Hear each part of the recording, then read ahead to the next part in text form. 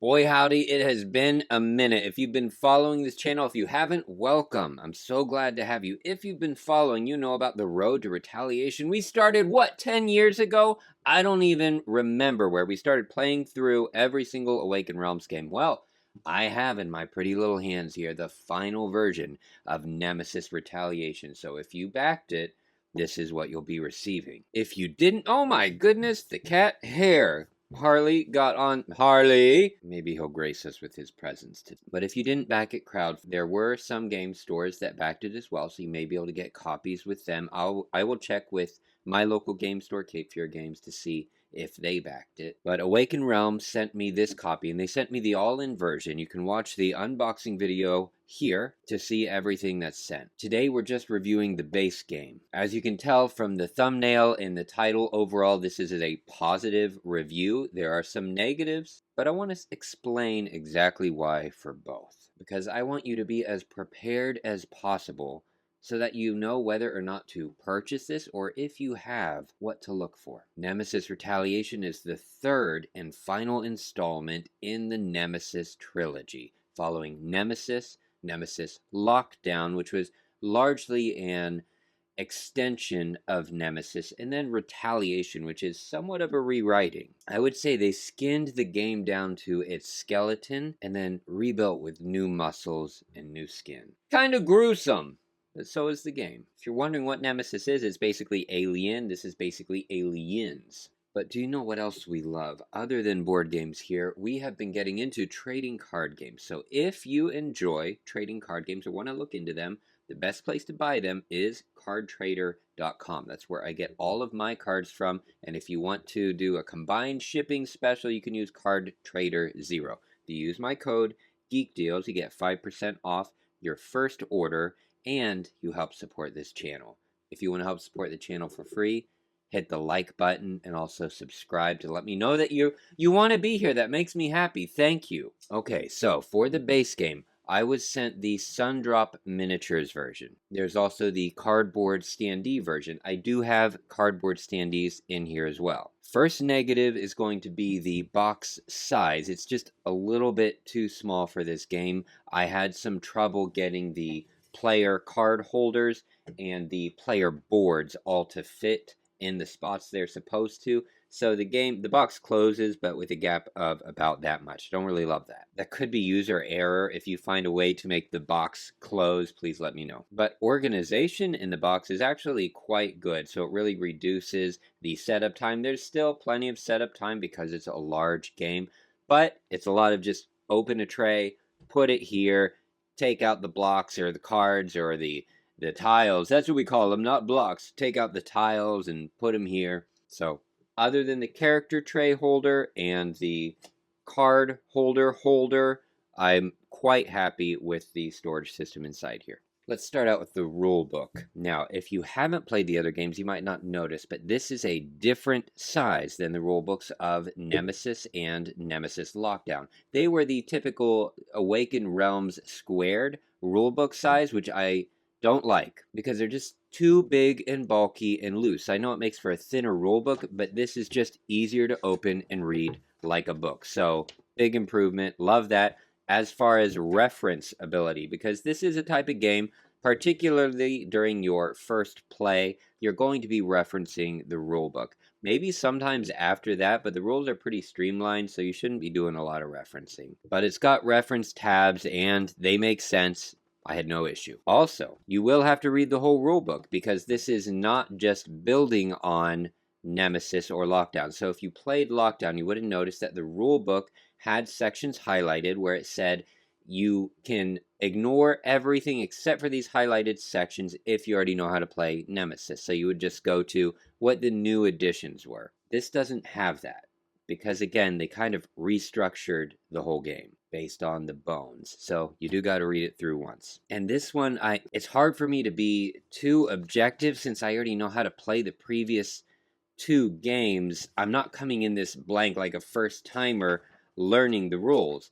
I had no struggle with the rule book. It starts out with here's the overview, here's the goal, here's how you win, here's how you set up, and then here's how you play. And then if you want the details, Here you go. So you could read through the first 15 pages and play the game, and then reference as you play if you would like. But for goodness sake, know if you're opening this for the first time with a group of people that you will be referencing the rules a lot if you choose to play that way. Overall rulebook, I think it's the best Awakened Realms rulebook that I've had yet. It doesn't come with an open and play tutorial. I would love that. For some reason, I didn't care. And again, that might be because I've played between Nemesis Lockdown and this. I've played Nemesis like 30 times, 40 times. I don't know. It's a ridiculous amount. Like, seriously, I have played every single expansion, campaign, multiple times in some cases. It needs to stop. Also in storage, a negative is I didn't see a spot. Again, this might be user error, but there are a few odd-shaped board pieces for the Build-A-Board,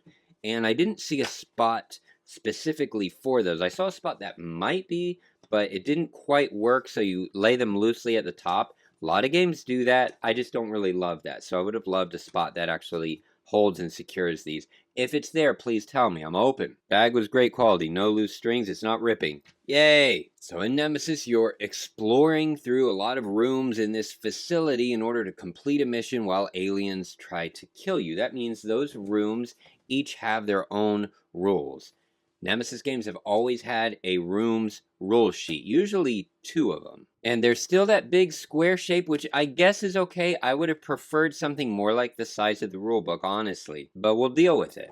But this is cool. So there's only 1 room's help sheet. I appreciated that. And then 1 objectives help sheet. So the way Nemesis works, you have every single player has their own private objectives. And they're going to draw 2, and they get to pick which one of them they want to complete. It's kept secret, so you can betray or cooperate. Nobody knows anything. It's part of the game.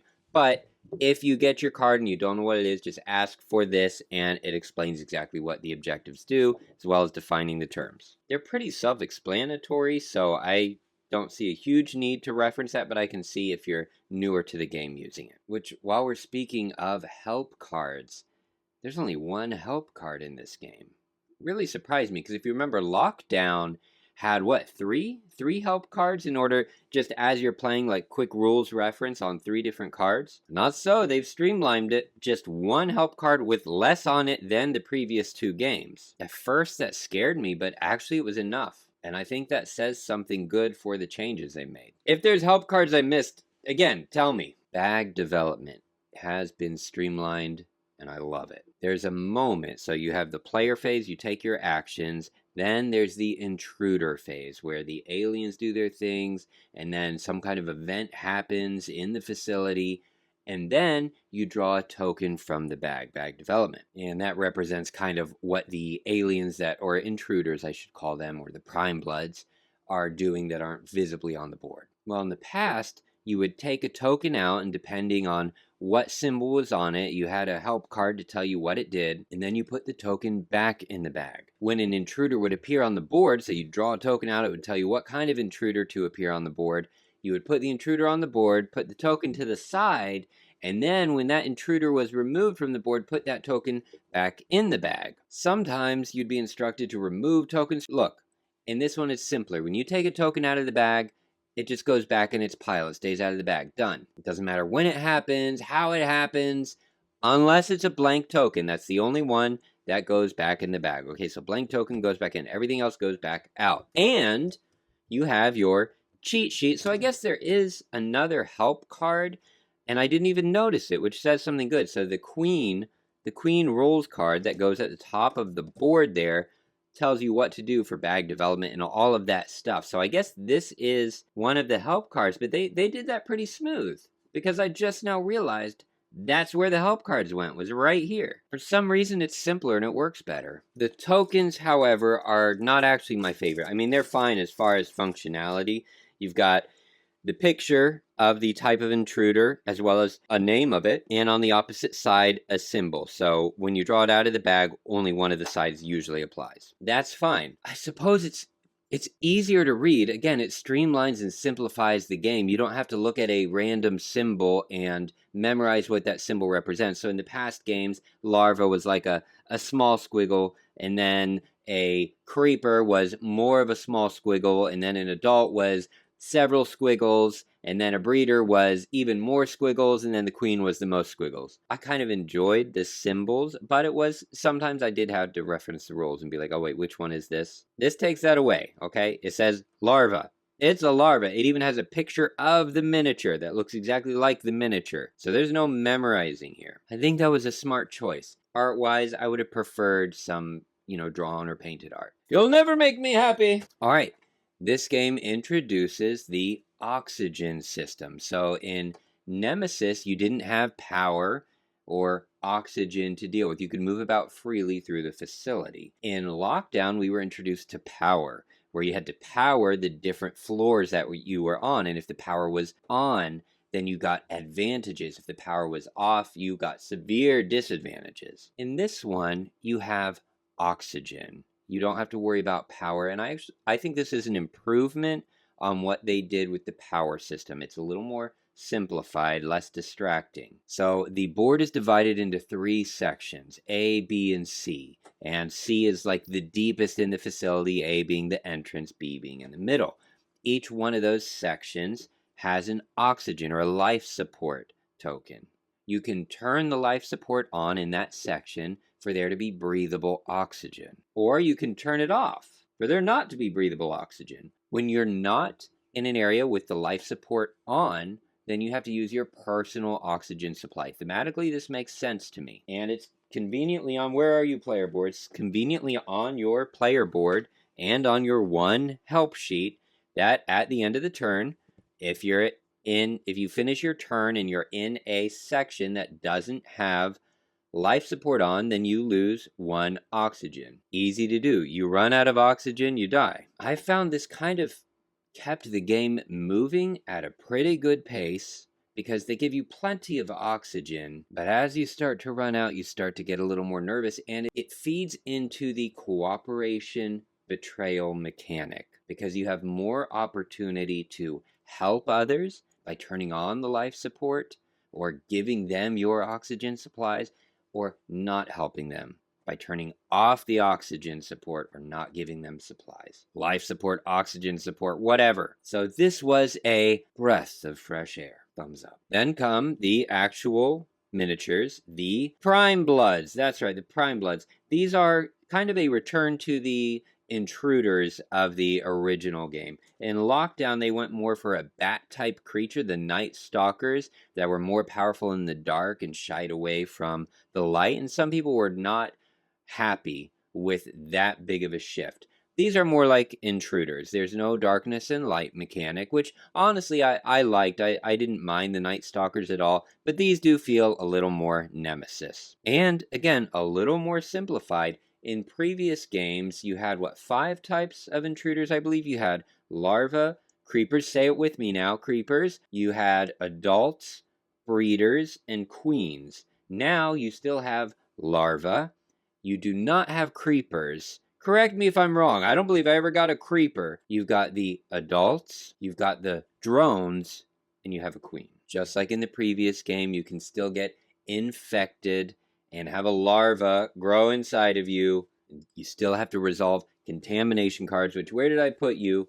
Your little scanner. You got a red scanner reader. I don't know where it is, but you slide a card and it's got a secret code that only shows through the special red scanner to tell you if you're infected or not. All that's still there. So I would say return to form. Then comes the robot right here. Okay, so your robot, which if you get the all-in version, you get actually different types of robot models. Otherwise, you'll have the standard model or the cardboard standee. There we go, robot. I don't know if the robot is necessary. It is an additional thing. I don't know that it's necessary. I don't know how I'm undecided as to whether it's a pro or a con. I do think it's something that can be cut from the game and it wouldn't hurt anything. But it can also totally change the outcome. So in Lockdown, they introduced the computer, where you could go into a computer room, take a computer action, and you would flip over a computer card and something would happen. This is kind of like that, only a little less random, a little more controlled, because you can go to any room with a computer, or you can be in the room with the robot and you can take a robot action. There are 5 possible different robots, and you randomly pick one for each game. So you might have a medical robot or a scouting robot or a warrior bot, and they each have, if you take their actions, some ability that's going to help you. They also carry supplies on them, so you can destroy them, you can take the supplies off. As there is a lot going on, there aren't a lot of opportunities to use the robot, so I have used it, but not much. And that's why I think it's cool. I'm glad it's there. It could also go, and I'm not sure. Other than the cutesy, I think they're cute. I really like the computer as a bonus, but it feels more like an add-on to me. Tell me what you think. Quality of the components is great. I was a little worried all these adults go into this little tray, so when you're playing, you can just take this tray out and draw the intruders as you need to. All the adults, there's a lot of them, go into these trays, and I was like, oh no, are their tails going to break off or anything like that? The quality's fine. I haven't even really had them locked together much. I thought all the tails and wires and things going out. So far, they come apart no problem. That's sort of Awaken Realm's specialty is miniatures, so I'm glad that worked. Are you going to close? Yes. Artwork, I love it. It's a little more, kind of a return to form again, a little more similar to the original Nemesis than Lockdown. The funny thing is, I actually think Lockdown, particularly solo, is the better play, at least for solo play. There's some argument for Nemesis multiplayer being a better multiplayer experience if you have a really good game group. But anyway, the artwork, particularly like of the captain character in Retaliation, is more similar to the old game. Really appreciated that. Prime Bloods are more similar to the Intruders. Just a little scarier, a little sleeker, a little faster, a little more furious, a little more Vin Diesel. Stop. The board, I'm not pulling out the board, but it's puzzle pieces that you put together. I appreciate, however, there are some games that you build, but you're not really sure where the boundaries are, and the rules will say, the edge of the table is the boundary, and I'm like, well, where should I start? What if I want to go this way and not that way? Should I start up? It's too much thinking for this brain. This has defined boundaries. So you can see on the top and on the left side, this is how big the board's going to be at max. There's no boundaries on the right and left, but there are boundaries. There's nothing like lining it, but you only need those two. It's fine. The interlocking pieces, I've had no issue. They go together and they come apart. No problem. They stay together fine. If you do have a softer, like felt with some kind of cushioning or stuffing underneath, then puzzle pieces, they're loose enough that they might bump up or down a little if you have like a soft padded surface underneath, which usually you don't. If you just have a flat table, even a flat table with felt, it stays together, no problem at all, comes apart very easily. Durable, not an issue. Nothing curling up around the edges. And I like the Build-A-Board feature. It hits the whole exploration idea of you don't know what's coming next. Even though you don't know that in the other facility either, with this one you actually don't know the layout. Because you can't just go in any direction you want. The game tells you when you flip over an exploration card, it's like, all right, put a tile piece here and not there. So you might have been planning on going up there, but because of the Build-A-Board style, the game's telling you can only go down there, and you're like, oh my goodness, I thought there would be a hallway connecting, and there's not. And I love it. Downside that I don't like about the board. Okay, so it's a square board, which when you're playing one player, when you're playing solo, the top of the board is the most active part. That's where the hibernatorium is. So most of your actions are going to be to go up and then down as you need to, but most of your time is up there, which means since it's a square, you're reaching really far for most of the actions. I don't like that. I personally would have preferred a rectangular board, and I don't know why it couldn't be that, but I'm not the designer. So it's fine. I would say if you're playing multiplayer, it may not be a big deal because everybody's going to be equidistant. Someone's going to be upside down. Someone's going to be on the sides. If you're playing cooperative, I usually sit side by side so we'd face the same problem. So again, it's just not my thing. So playing solo, I'm going to turn it sideways from now on. So the high action part is right over here or right over here. Give the left hand some attention. Items. No more crafting. In the previous games, you could collect items and use the item or use it to combine with other items to craft something like a flamethrower.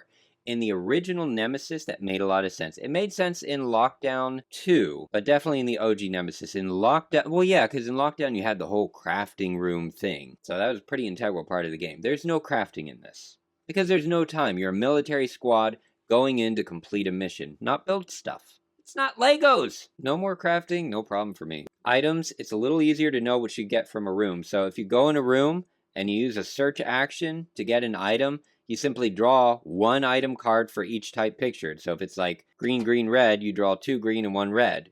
You pick one to keep. Again, simplified, streamlined. Exploration. In the past, you would move to a room, flip over the room, because you wouldn't know what it was, flip over the room, and an exploration token to tell you what happens when you enter the room.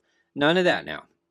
You have an exploration card. You flip over the exploration card. It tells you exactly what to place. So you place a new room tile. You place corridors attached to that, exactly where it says. And then there's something like an entrance effect that's going to happen. I like both ways. There's no really way to do it the old way in this game because of the nature of the Build-A-Board. So emotionally, I actually liked the exploration tokens, but logically, I think the card is better. Again, it's the only way to do it in this game, so doesn't really matter, but it's fine. Previous games had careful movement where you moved carefully at a higher expense so that you didn't have to place noise markers, because in this game, every time you move, you place noise markers, you get enough noise markers placed, and an intruder, in this case a prime blood, appears, and you die. In this, instead, when you do careful movement, you get to place secure tokens. It's like a perimeter defense system that takes hits for you, and that fits this game because we're not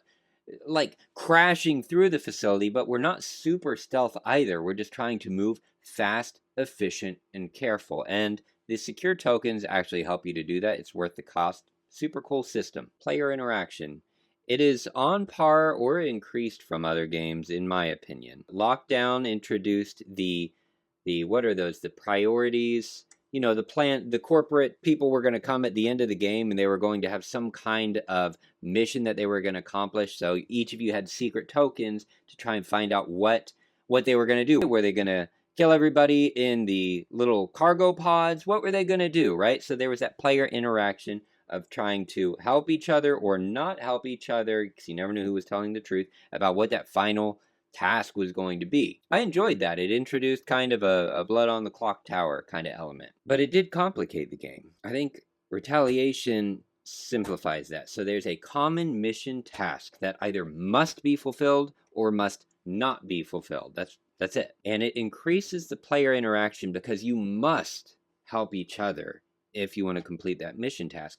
But if one of you has mission task must be completed and the other has mission task must not, it increases the tension, because if you're the one that needs it to not be completed, you have to bluff a little more. It puts a little more on you to be able to bluff. So it's asking a little more from players, I think, in their bluffability.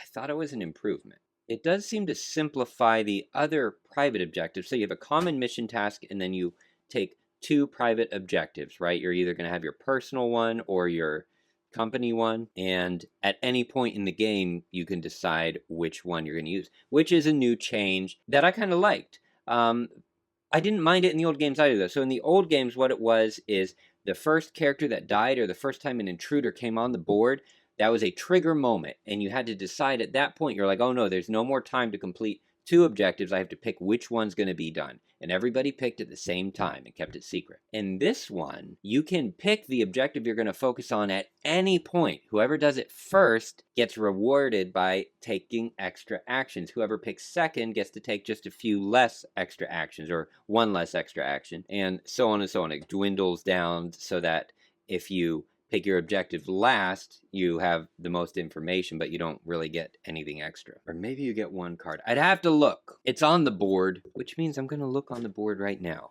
See? If you pick your objective first, you get to take 3 extra actions. The next person gets to take 2, the next person 2, and then after that, if you're the 4th person, you take 1 action. If you're the 5th person, good luck. I kind of like that. It adds more, again, more interaction. It's less the game telling you when it's going to happen. It's that tension of who's going to go first. Do I commit now, or do I risk it and commit later? Let's talk about the Queen. Okay, so this is the first time this game, to me, has had a true boss. In the past, the Queen comes on the board. She's an intruder with more health, and she hits harder, which I guess is a boss, but it's not like there was actually a different battle system. This time, when the Queen gets on the board, she's a full-on boss. She has a full-on board, a Queen board, and she is a tank. She takes a lot of hits. I mean, I have not killed the Queen. If you want to kill the Queen, you better team up, and you better go hard, and you better pray. So I'm interested when you play what you think of that, of having a boss appear on the Nemesis board. I think it's cool. It is, I mean, she's hard. She is really hard. So the question is she too hard? She's the queen, and she will appear. You're almost guaranteed in this game, you're almost guaranteed that at some point the queen's going to appear. I haven't had a game where she hasn't popped out. All right, the battle system. So in the past, the battle system was something of an issue because of like tracking hits was a little difficult, putting cubes on the figures, flipping over a card to determine its health, and sometimes thematically that didn't make sense. Like, why does this smaller one have twice as much health as this big, huge one? You can create stories, you know, this one was injured in the past, whatever. This one, like a lot of other things, it streamlines the battle system. So there are two ways to attack. You can shoot, you can burst. If they are in a corridor, you use burst.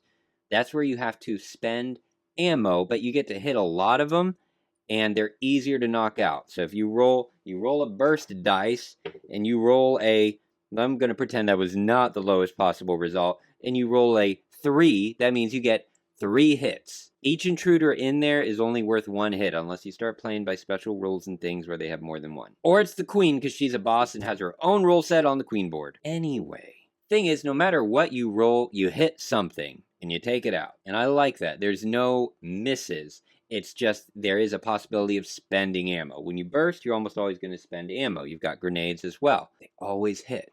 That's nice. In the previous game, you do a lot of rolls and you never hit, and I think it fits the theme of suspense, but it's also really frustrating. It doesn't feel good. If the intruder is in a room with you, you shoot by using the shoot dice. You always hit them. So if you attack, you take your little marker, you put it down, they took 1 hit. That marker stays with them. You roll the dice.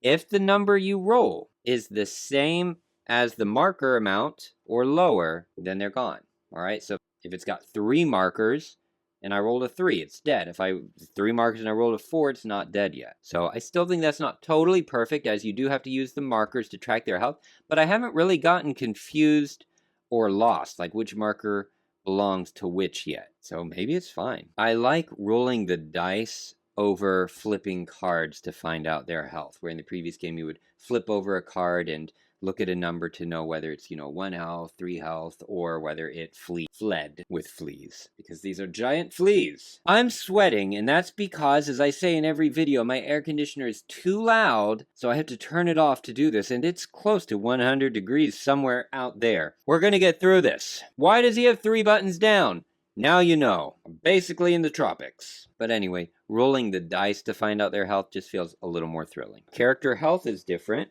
and your statuses. I think they simplified it. So in the past you had different markers, like for signal, slime, and for health there's no slime. That's right, no slime anymore. There's no signal to launch. I'm okay with that because the slime hit more of like the stealthiness, like you're trying to hide, where you're not really trying to hide. You're just trying to move and survive and keep moving. You don't stand still. And the health tracker is more like if you're playing Robinson Crusoe or any video game with a health track. You start out healthy and you move it over as you take hits. The serious wounds and the armor things slide in under here perfectly. Much easier to track than previous games. Big improvement. Interesting thing with items, you no longer drop the... So if a character dies, you no longer drop the item and leave it in the room to be picked up later. And I don't believe, I'll have to double check, I don't believe that if you drop an item, I think you just remove it and put it in the discard pile instead of leaving it in the room to be picked up, which does reduce clutter on the board. And again, it kind of encourages this streamline, just keep moving. Don't worry about rule sets and things. Thematically, I don't get it because the item would be there if they were dead. So I don't know where it went. I kind of don't like that. But you know what? I'll probably just leave it in the room just for my own sanity. Big deal. Also, in previous games, if you were eliminated, is this a player elimination game? So if you die, you're done playing. That is both a negative and a positive. It increases the stakes, but it also means once you get probably going to go do something else or sit and hang out and chat. But they used to include this mode. Once you were eliminated, you could then play as the intruders. A deck of cards comes out, a new rule set. They didn't include that in this that I've seen. And I gotta say, good riddance. That's fine. I've only played with that mode once, and it was so overpowered, I think, that it wasn't enjoyable. It was a chance for the other player to get their revenge. That's exactly what it felt like, and it kind of took that whole, this game will destroy relationships thing to a new level, and it just made it worse. So I don't think it needed to be included. You let me know what you think if you like that mode. I think just accept its player elimination and move on. You don't like it, play something else. All right, finally,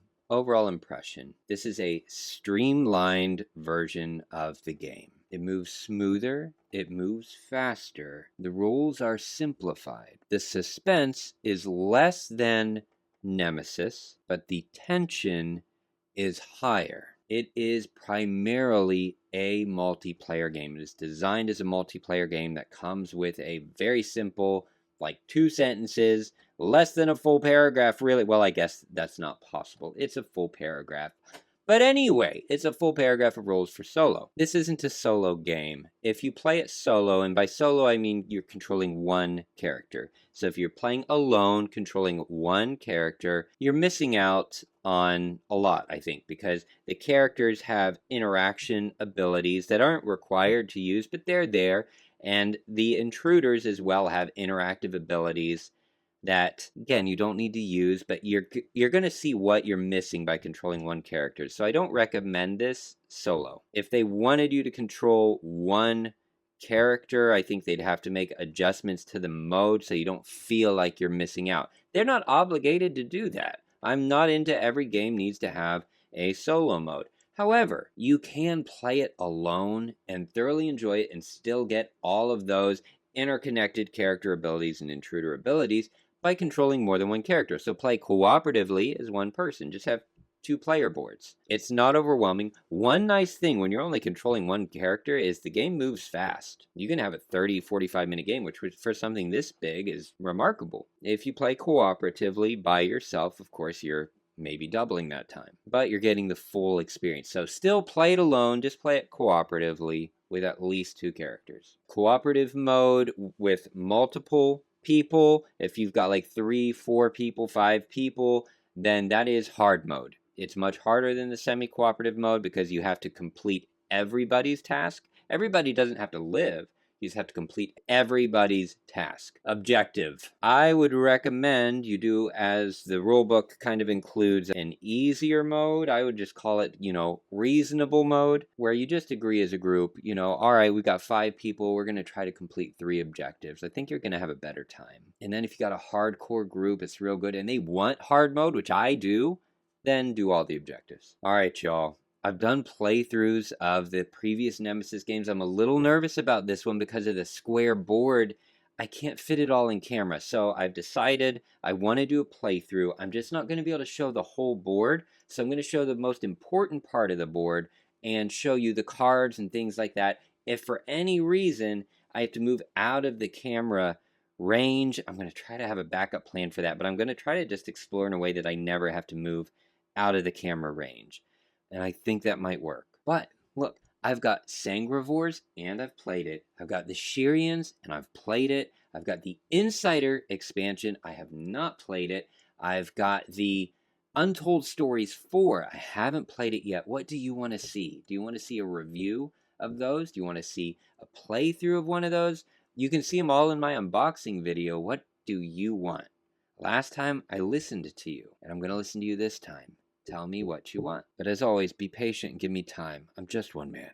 I love you all. I'll see you next time.